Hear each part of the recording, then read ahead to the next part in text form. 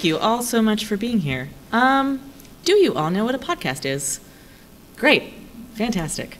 If you don't be ashamed. No, absolutely not. So a podcast is an audio program that's available through the internet, and you can get it through a variety of apps or wherever they're hosted online. We happen to be on SoundCloud, which is why you won't find us on Spotify. But anywhere else, we're good. So we usually record this in our respective living rooms. I live in DC. Anna does not.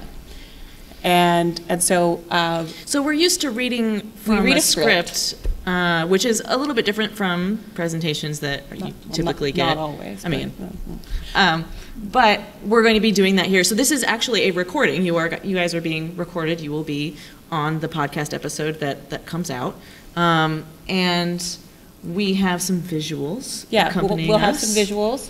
And so what we do, if you're not familiar with what we do at the Dirt Podcast, is every episode comes with a recommended reading. And so we pride ourselves in being a podcast that is accessible to people of all ages, of all degrees of experience with anthropology and archaeology, and all degrees of interest.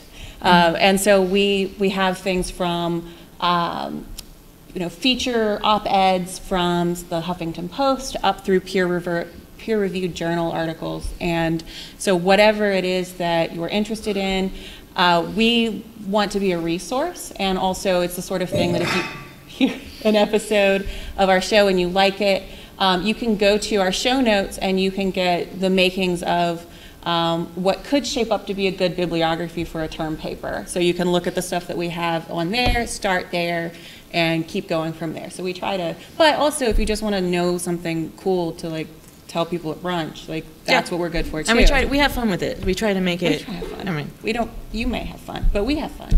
We do. I think so. That's about it. And you may also see that we'll stop and then start a sentence over. And so that's for part later of the me who beauty edits. of being in a live podcast recording. And then at the end, when it's all over, we'll have time for some questions. And then if you want to know how we got started and why we got started, we can talk about that too. Maybe you want to start a podcast. If we can do it, you can do it. Definitely. Okay. I'll play the theme song. Yeah. And we'll get going. So let's get started. Oh, it's supposed to play through my computer. This is what it's like, everyone. Well, usually there's a dog barking while this is happening. That's true. Or a cat knocking some stuff over. So we'll just... You can all hear that, right? Great. Anna wrote this song.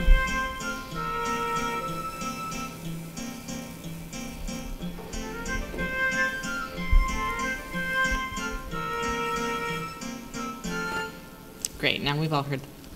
Okay. All right. Hello, and welcome to The Dirt, a podcast about archaeology, anthropology, and our shared human past. I'm Anna. And I'm Amber, and you're an audience. Whoa! That's right. For those listening at home, this is our first ever live show, and we're excited to be at Cosumnes River College here in beautiful Sacramento, California, as part of Women's History Month 2019. Now, for those of you here, just a reminder, CRC Women's History Month is giving away 2 books by the subject of our podcast. To enter to win, go to the CRC Women's History Month Facebook page and like it. No Facebook page? No problem. Just sign in over there. That's all you got to do.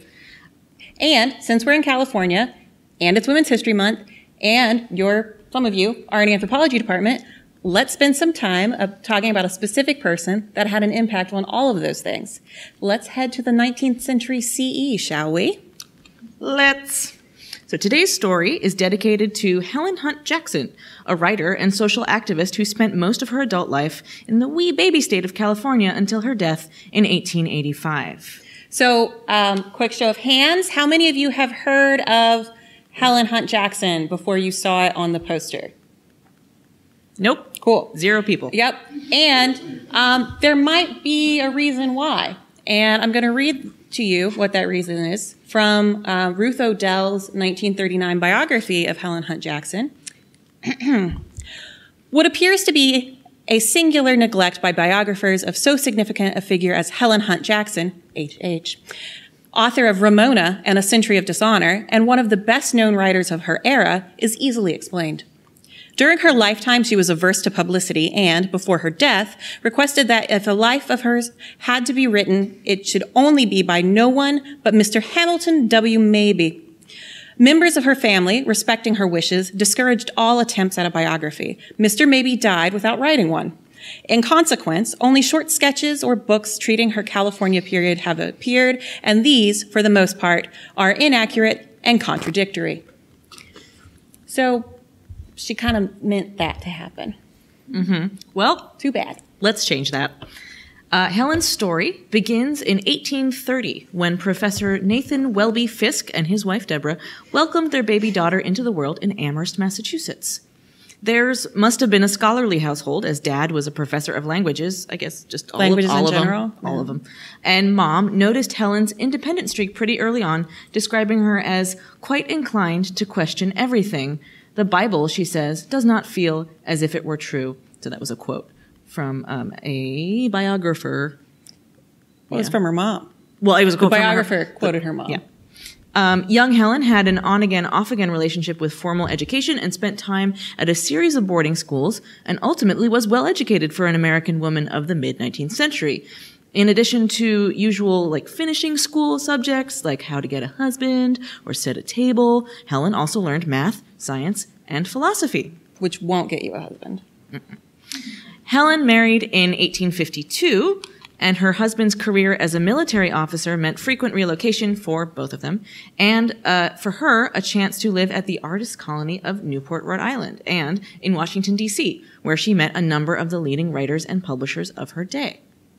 Now, before you think that everything was coming up Helen, I'm sorry to say that the next decade brought a lot of personal tragedy for her, but ultimately led her to the point at which she enters the dirt's territory.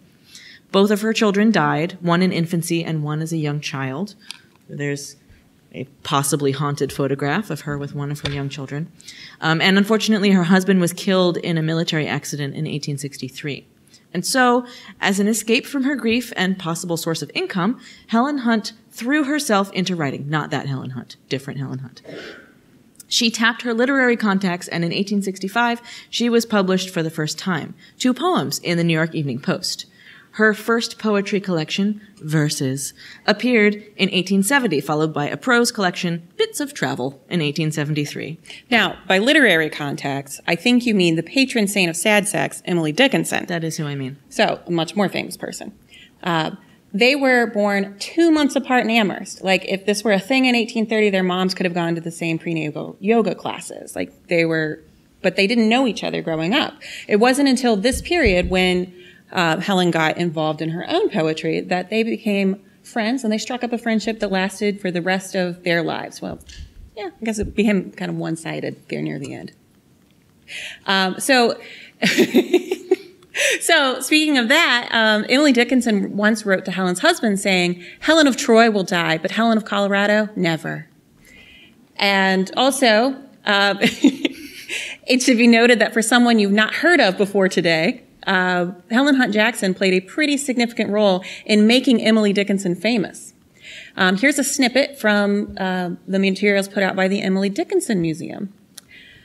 Jackson did not understand Dickinson's reluctance to publish since, she argued, the poet had such remarkable verse to share. Writing out of frustration in 1884, she told Dickinson, "It is cruel and wrong your day and generation." It is cruel and wrong to your day and generation that you will not give them light. I do not think that we have a right to withhold from the world a word or a thought any more than a deed which might help a single soul. Jackson even offered to be Dickinson's literary executor, but Jackson died before the poet did, making such a possibility, if Dickinson had even wished to accept it, moot. I just want to jump in and add that Emily Dickinson is famous for being a recluse, essentially, and for not really wanting to talk to people. And so the idea that she didn't want her poems published is very much in line with that. Yeah, and Helen Hunt Jackson may have had a hand in getting her poems published in the first place. So it's curious to this podcaster that someone so keen as keen to be forgotten, as Helen seemed to be at the end of her life, as I read in that foreword. What with all the burning papers and requesting that nobody but this guy maybe write a biography of her, she would be so pushy with her friend regarding publishing, possibly to the point of publishing her poetry without her consent. Yeah. The first poems of Emily Dickinson's that appeared in print may have been put there by our girl Helen. But she clearly saw something special in her friend Emily's writing, but she herself also had the skills to pay the bills. She did, for sure. She was a talented writer, but when she launched her literary career, she found quick success after years of cultivating contacts and getting a sense of the size and desires of the female reader's market. Once she had established her popularity, she added short stories, children's stories, and novels published under several pseudonyms, but most often simply H.H. What was it that children's book I told you she wrote was? It's like, the naughtiest day of my life. It was like, the naughtiest thing I did. And I was like, ooh. No, but it's a kid's book. But there's also A Christmas Tree for Cats. Those are her children's titles. Yeah. Amazon.com. Not sponsored. In the 1870s, she started branching out into travel writing. Hunt's early travel sketches were about her excursions into quaint New England and European byways. Sounds nice. Then in 1872, a trip by transcontinental railroad from New York City to San Francisco gave her material for essays collected in Bits of Travel at Home, which again was published in 1878. It was the sequel to Bits of Travel. Oh, right. I guess. At Home. Huh. When in 1873, after a period of ill health, Hunt returned to the West to try its restorative powers, she went to the new town of Colorado Springs, where in 1875 she married William Sharpless Jackson, a banker and railroad executive. For the rest of her life, she called Colorado Springs home, but made many trips back east to maintain contact with publishers and other authors and regular journeys to California, which attracted her for its history as well as its beauty. In 1879, while visiting in Boston, she attended a reception for representatives of the Ponca and Omaha Indian tribes, who were touring the East in an attempt to arouse public indignation over the confiscation of their tribal lands by the U.S. government. At this reception, she heard the Ponca chieftain Standing Bear give an impassioned account of the sufferings of the Plains Indians who were being dispossessed by the westward expansion of the U.S. territories. Chief Standing Bear asked that the Poncas be allowed to return to their ancestral lands in the Black Hills of Dakota. For context, there was a gold rush happening, and the federal government, who wanted that gold, had removed some of the Poncas in midwinter and moved them into Nebraska, and now they were starving, sick, and miserable, and Standing Bear was trying to solicit money to help them, or at least get people to notice. And he's the gentleman that had the I am a man speech. That's very... it's something that... It's attributed to him. It's unclear whether he actually gave the speech, but it's imploring people to see Native Americans as humans. And in the show notes, I found the Library of the U.S. Courts, the 8th District. They have a whole piece on the court ruling that stated that the court ruled he was a person. And so that's unfortunately extremely significant. And so we'll include that in the show notes so you can read about that and learn more about his work and so his community and sort of the fate not only of him but other members of his family that took on the U.S. system. Yeah. So we'll include that for you guys. Yeah. And so he was in Boston making the speech trying to get people to notice what was happening to the Plains Indians, and Helen noticed. Jackson had never before shown interest in reform movements, nor had her experiences in the West sparked any concern for Indian rights, but suddenly she was transformed. She wrote to a friend that she had become what she had previously considered, quote, the most odious thing in the world, a woman with a hobby. Jackson vowed to write a book that would expose the entire story of government maltreatment. She buried herself in library books, and one thing led to another, and she found herself championing the causes of not just the Poncas, but the Utes, Sioux, and other Plains Indian tribes threatened by federally mandated removal. And so it begins. Here we go. Her dedication to the cause of justice for Indian tribes resulted in a well-researched expose of Indian mistreatment published in 1881 as A Century of Dishonor. The government commissioned report on the conditions and needs of the Mission Indians with Abbot Kinney, which in 1883, and Ramona, 1884, one of the most popular novels of its day, and a series of essays on the California Mission Indians collected in something that was published posthumously in 1902 called Glimpses of California and the Missions, which is really a bait and switch of a title, because it'd be like, this one's nice. Oh, and then you pick it up and you're like, oh no. Gosh. Yep. And so we're going to talk about a couple of her books, specifically 2 of her books, starting with A Century of Dishonor. It was written like a legal document, and in doing so, Helen Hunt Jackson's A Century of Dishonor systematically breaks down the issue of land ownership in the United States and also presents a tribe-by-tribe breakdown of the treaties made by the government with the Delaware, the Cheyenne, the Nez Perce, the Sioux, the Poncas, the Winnebagos, and the Cherokee. In each case, she summarizes every single article of every single treaty, followed by an account of exactly how the federal government broke or dishonored that treaty. Just the research that went into this. Yeah. It's like, oh, wow. And the final chapter is titled Massacres of Indians by Whites, in all caps, which should give you a pretty good idea of what that's about. Specifically, it's not just one, it's 3 accounts of mass killings of Native groups and the degree to which they were indeed unprovoked or for the reasons stated were just absolutely bad, unjustifiable.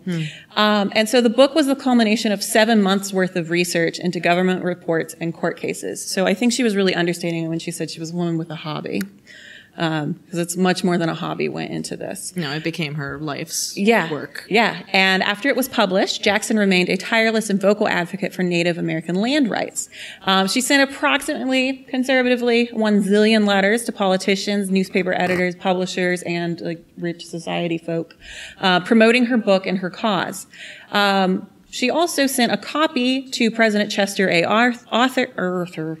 She sent a copy of her book to President Chester A. Arthur and every single member of Congress out of her own pocket. She really wanted him to read that book. So read this book. You've got no excuse. But she wanted to do more. She wanted to write a book that would seize the public consciousness the way that she had been affected by Standing Bear's speech. She was so moved by this that she wanted to do something to move those that hadn't been present for it. So she wrote Ramona. Not to be... Yeah, it's right there. Ramona. Not to be confused with Beverly Cleary's opus of the same name. When Helen Hunt Jackson's Ramona was published in November 1884, the effects of the Mexican-American War were still resonating in the pueblos.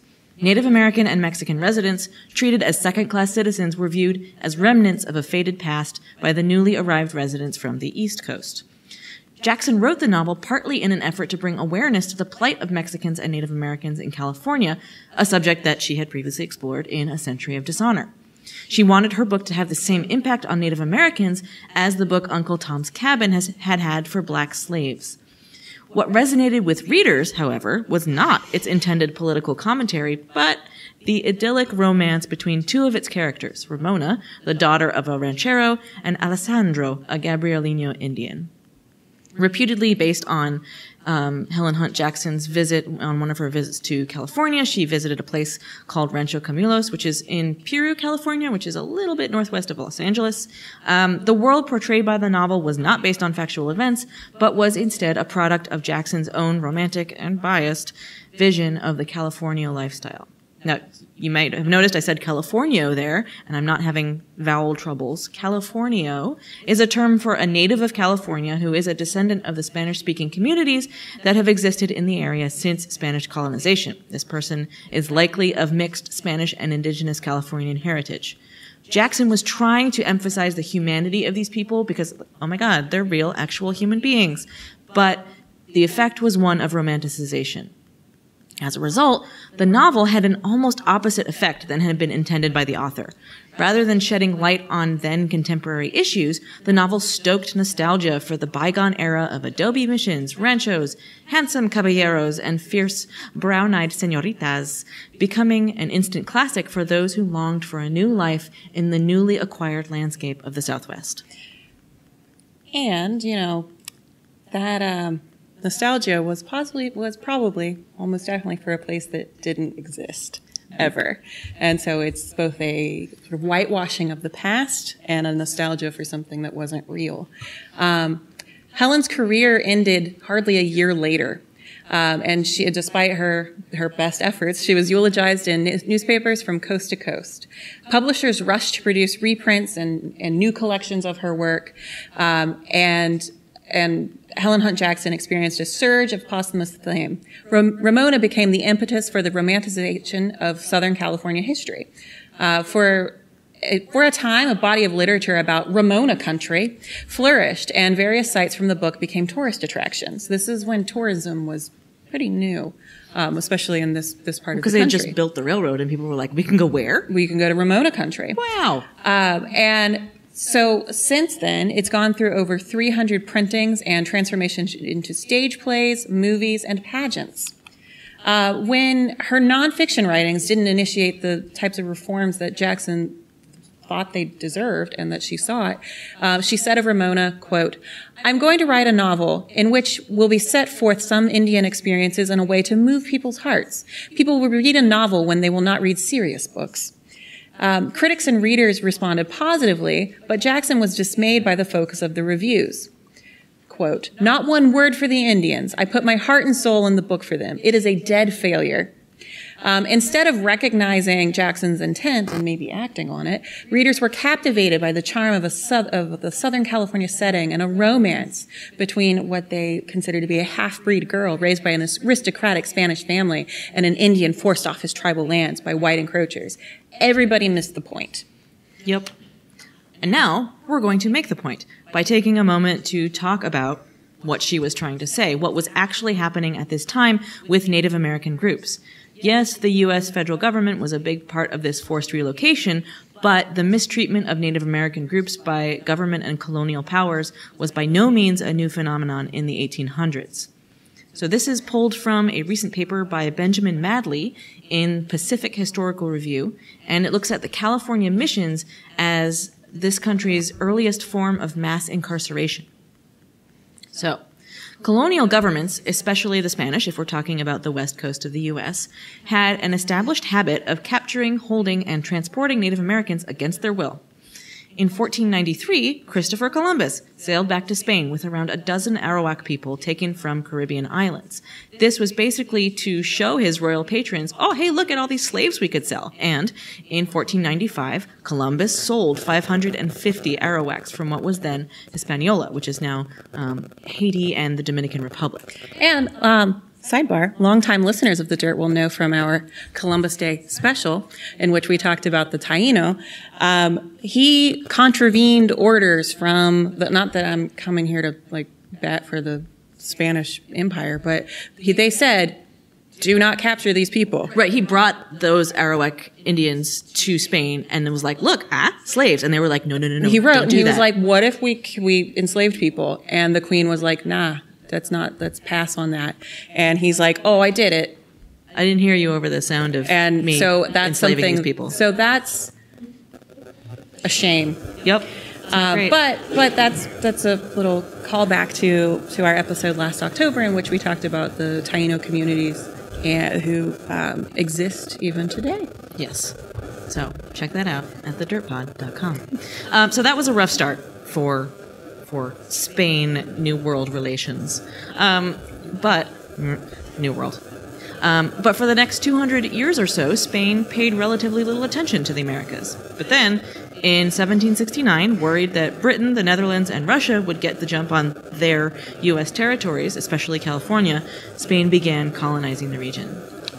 So this is a map of the traditional indigenous communities and their ancestral lands, and then superimposed on that is the locations of Spanish missions and forts. And this is a map pulled from Madley's article for the Pacific Historical Review. Mm-hmm. Spanish California slowly became a kind of penal colony.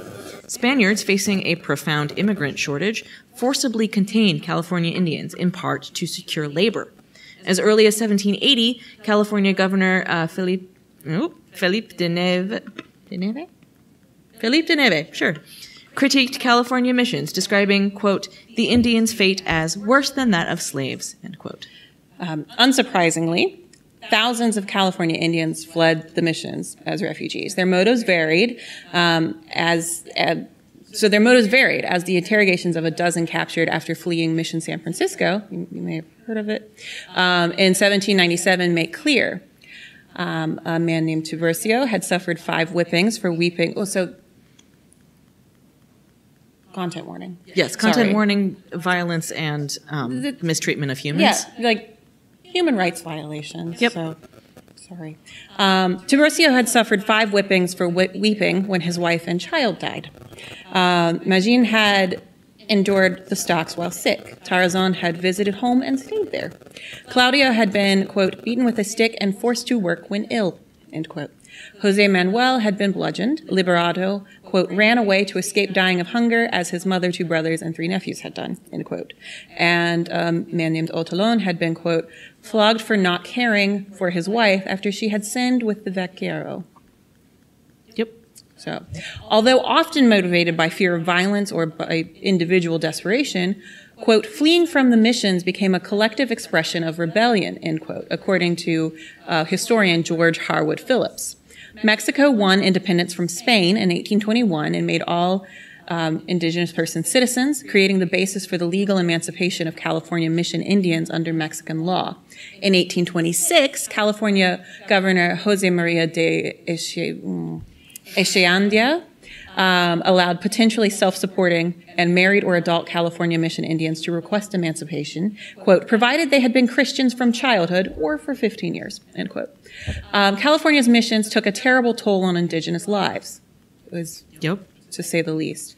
Across the California missions, 1 in 3 infants did not live to see a first birthday, so that's a higher infant mortality rate than not in the missions. 4 in 10 Indian children who survived their first year perished before their 5th, and between 10 and 20% of adults died each year. Spanish and Mexican officials knew about the death toll.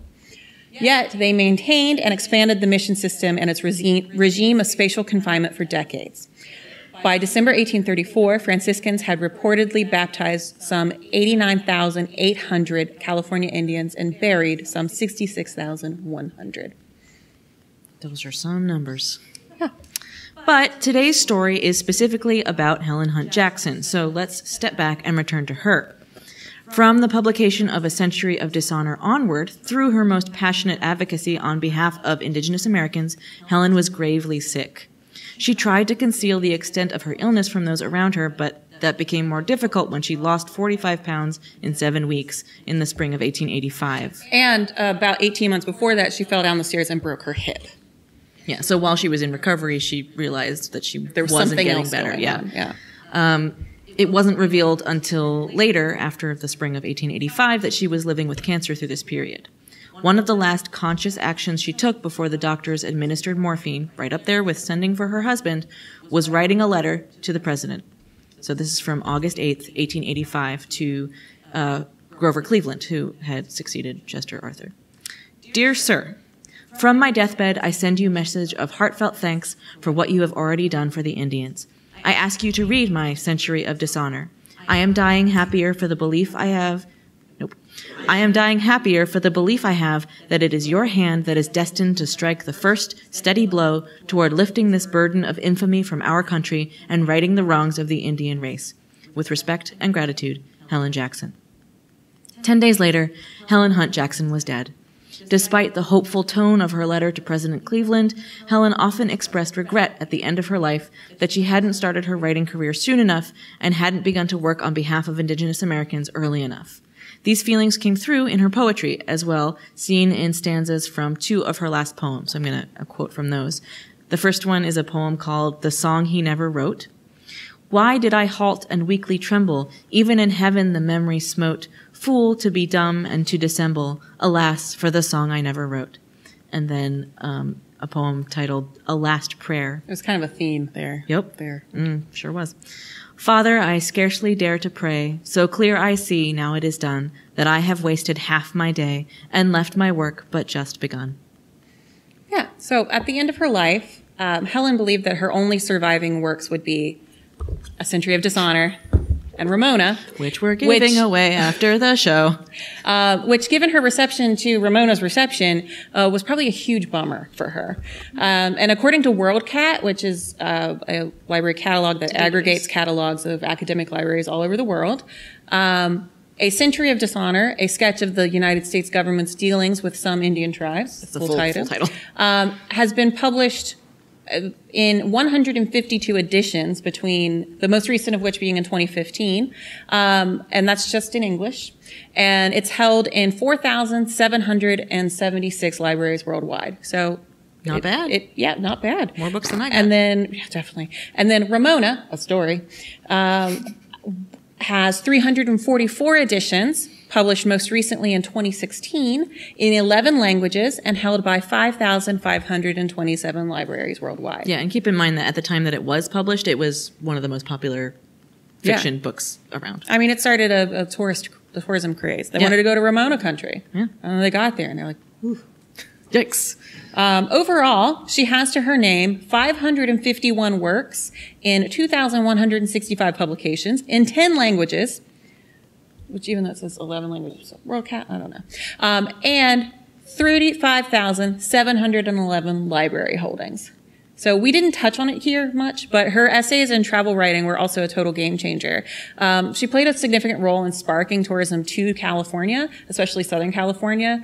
And not only did so she wrote about everything. And so not only did she travel out west, but she fell in love and she got married and she made a home there and wrote all about it, which is like, sounds a lot like a Reconstruction era, like pioneer woman blog. Like that's like what Ree Drummond did.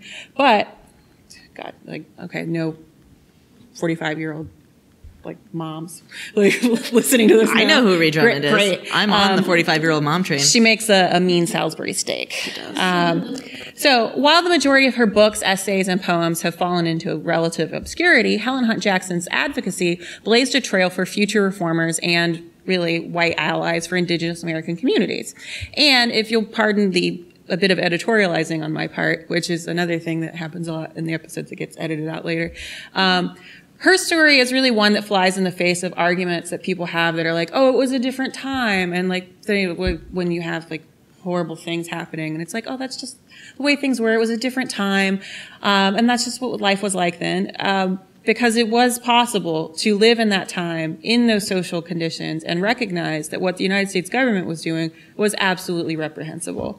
When she found out what was going on, she just like, it basically seems like she was going out with friends and she's like, oh, what are we doing tonight? Oh, we're going to go see some natives. And they went, and this guy talks about like his personal experience and his people, speaks on behalf of his community. And she's like, are you hearing this? And she wasn't about to stand by and go, oh my goodness, that's awful. Like she used the tools in her toolbox and she did something. Like she had a literary career at this point, and she was mostly writing about like, oh, Colorado Springs. Oh, so nice. But like, she shouldn't be forgotten for that. Like when Native leaders and thinkers like Chief Standing Bear advocated for themselves, people like Helen Hunt Jackson listened and they leveraged their relative privilege. In her case, she had the ear of editors in New York and in DC, and she had the attention of lawmakers who began to find it more difficult to ignore the atrocities that were happening on their watch. Like if nobody knew about it, then nobody could hold them accountable for it.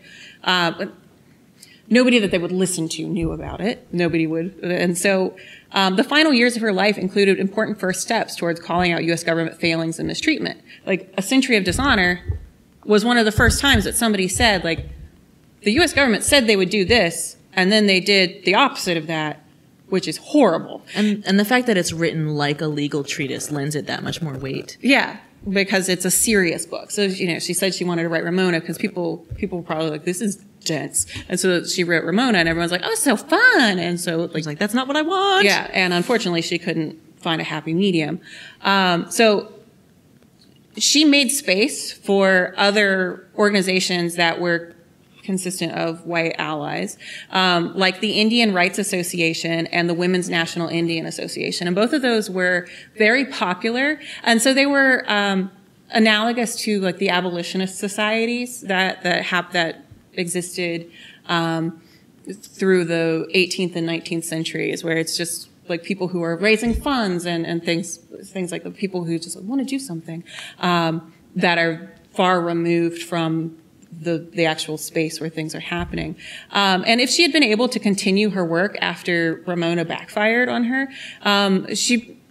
I think that she would have learned from that experience and and tried to give Indigenous Americans a platform to speak for themselves, because she was speaking for them, which didn't work out so well, and speak for themselves and on their own terms. And so that's a very radical idea, especially, still.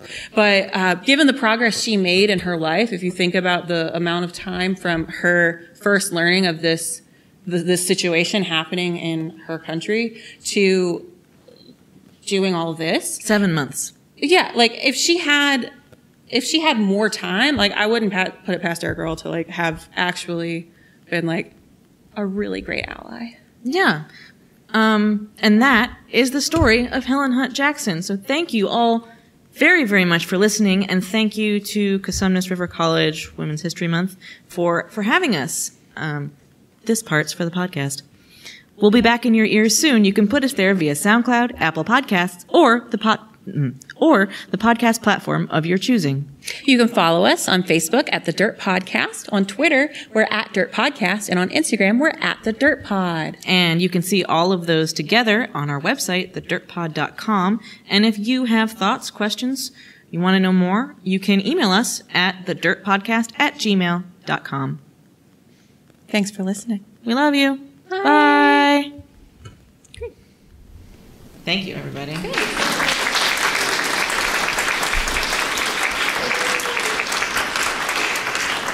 Let me just save this file real quick. So that is how you make a podcast.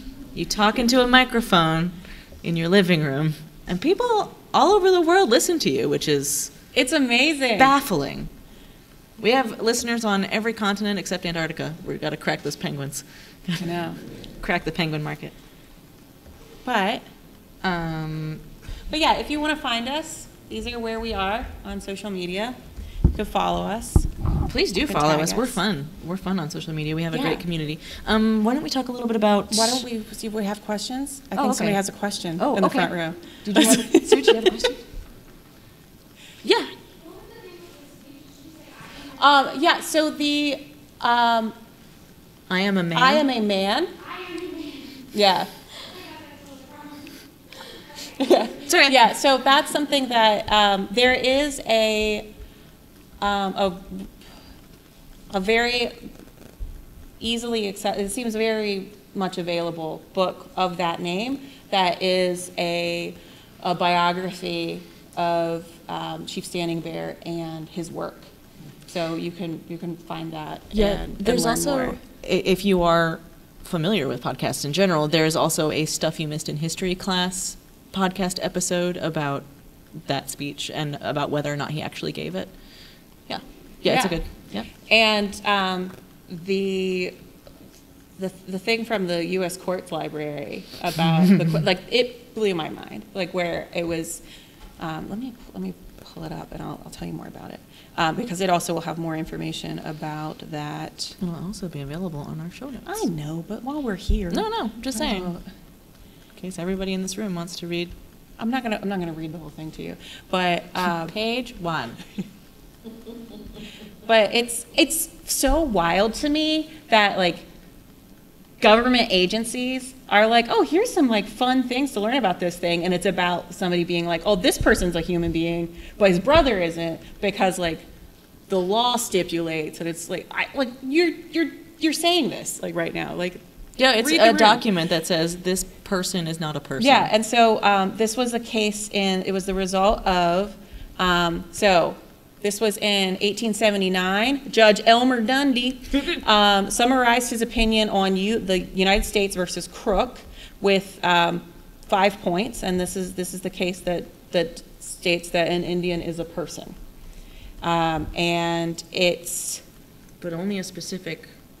Yeah, and later, Standing Bear's brother, Big Snake, was arrested. Like he was involved in probably living his life, and was arrested with a group of other people. And he's like, well, but there was this court ruling, and like, I'm a person now. I heard about it because my brother was the guy. And they're like, oh, no, that only applies to him and the 26 people that were with him that were germane to that case. And so that's in the aftermath of the decision. But also this piece has some, you learn a bit more about his family, and so you see some photos of, it's really cool. Him when he's younger, and then him later with his family, and then when he's like an older man, which it seems that he was able to retire more or less. And so he had, this says that he was able to relocate close to where near where he originally lived. And so he and his family lived there, and he stayed there until the end of his life. But yeah, I am a man. Yeah, thank you. Other questions? Anyone? Yes? Just sort of out of curiosity, is there any indication of why she would have sort of been transformed by this one speech, when presumably she would have had some sort of, that information would have been novel to her. She was married to someone in the military who may have been privy to sort of anti-Indian campaigns and whatnot. Or was she just in totally bubble, and this was just a very random occasion? I would guess she was in a bubble, because also with the military thing, her husband was an officer, and I don't know that he was like in battle in any kind of campaigins. It seemed that he was killed in an explosives accident, not like a straight up accident. Yeah, like not in combat. So it seems that she was the daughter of intellectuals, a faculty member at Amherst, and his wife, and it seems that they had a very comfortable, insulated life, and it seems that she just sort of tootled around and she followed the schedule that women are supposed to follow, and then she lost her children, she lost her husband, and I think she had a lot going on internally, and that's what threw her into writing. And then traveling and just sort of, so maybe there had been hints, maybe there had been things, or maybe it was just the contrast of what she had been shown when she was a tourist to hearing from someone's lived experience. Yeah, and also she lived in New England before she started traveling, and by the 1800s there were very few Native American tribes sort of in in urban areas and environs, whereas traveling to California, the West, the Plains areas, it was much more. You would have been more likely to meet people that either were still on their land or had recently left it or were in the process of being removed from it. And so I think she probably could have got a lot more real when she was out there. She probably, because it's sort of, you see that also, one sees that also in when you see in the school system or popular media talking about indigenous Americans as being something that they don't exist anymore. And so it could have been for her in her life where she had been in Massachusetts, it could have been true because a lot of groups native to that area, they moved or they were dead. They had either been relocated many generations before, or there had been a genocide, and so that's an unpleasant thing to talk about or think about. So she could have lived her life not encountering that, and so she could have just had a come to Jesus moment, and she could have just been oh my God, and probably just every person she went out with for coffee with was have you heard? And they're man, Helen is a bummer. And then she just went to the library and was and spent 7 months in the library and wrote a book. It seems like something that you don't have to go very far in research about on that topic to be oh no. And so it would compound. So maybe it's been sort of condensed for ease of historiography, or maybe it really was just like a revelation. Epiphany, yeah. Which either one seems plausible. Mm-hmm. Anything else? Maybe we'll spend a couple minutes on sort of how we started and then wrap it up. Well, basically, we both found ourselves. So Amber and I met in undergrad in college, like 15 years ago. Not quite. Not quite. And 17. And last year, 9 months ago, we both found ourselves in the position of lots of skills, no job. And we decided, our educations weren't being put to use. Yeah, so in undergrad, we both got degrees in classical and Near Eastern archaeology, which is kind of art history. It was where we went to school. Yeah, well, yeah. So that's really what we had skills in, and then we went our separate ways, and we stayed friends, but intellectually we went our separate ways, and I ended up studying Neanderthals, and I dropped out of grad school. And so Anna was, you were done with your PhD. I had just finished my PhD, and was trying to figure out what to do with my life. And I had left a position doing education outreach, like K-14 education, so like up through the first 2 years of college. And so I had been dealing with that with the Middle East and North Africa, because I am really interested in why white people love going to the Middle East and North Africa. Historically and today. Yeah, and so looking at the intellectual history of archaeology and how these disciplines fit into ideas like colonialism and imperialism. And people don't like hearing about that at bars. No, shockingly, it's a real drain on the social life. Yeah. Anyway, at one point, Amber had come to visit me, and then she left, and I started thinking about, how complementary our various I wanted to do a podcast were. that was us getting drunk and watching 10,000 BC, which is the worst movie ever. That would be one episode. I know, but this is really when I was like, terrible. let's do a podcast. It's going to be this. Nope. And then I was like, how about, but great idea, but also how about? And we started developing what became The Dirt. And so we started off with little webcam microphones. We've upgraded since then. So if you do listen to The Dirt, start after episode 5. The first 4 are tough. Once you listen to them and then you learn to love us, then you can go back and listen to the pre-nice microphone ones. Yeah, I mean, it's like if you want to listen to somebody at like the bottom of an oil drum, like sure. Just yelling about cheese. No, butter. Yeah, so we had an episode about some bog good. butter. So they're cool episodes. Yeah, they're great episodes. They just don't sound super terrible. great.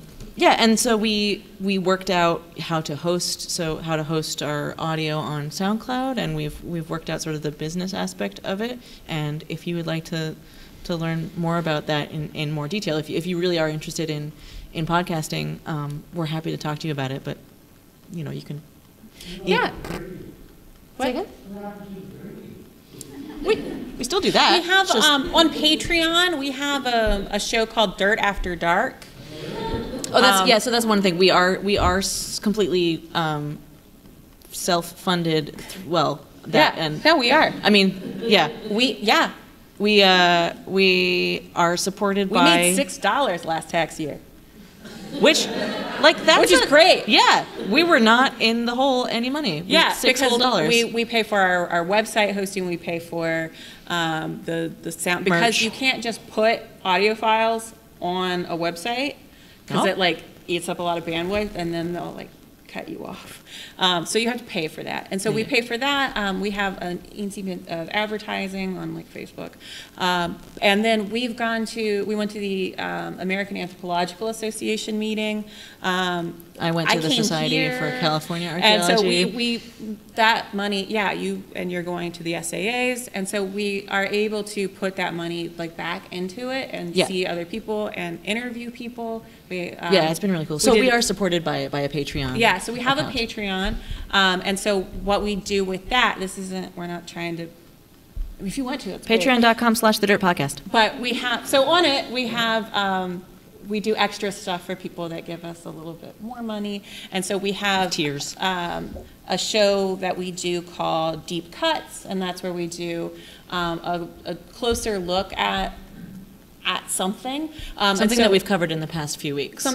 And so that'll be either something that we mentioned in an aside or something that was sort of tangential, or we did a deep cut for Columbus Day, and that was one where the regular episode was about Taino archaeology and resilience and the survival of Taino culture and its evolution over the past 500 years. But the Dirt After Dark was the archaeology the Deep Cuts was the archaeology around Columbus's expedition. And why he was the worst. Yeah, so the guy's name meant colonizer. Cristobal Colon. His name was Cristobal Colon.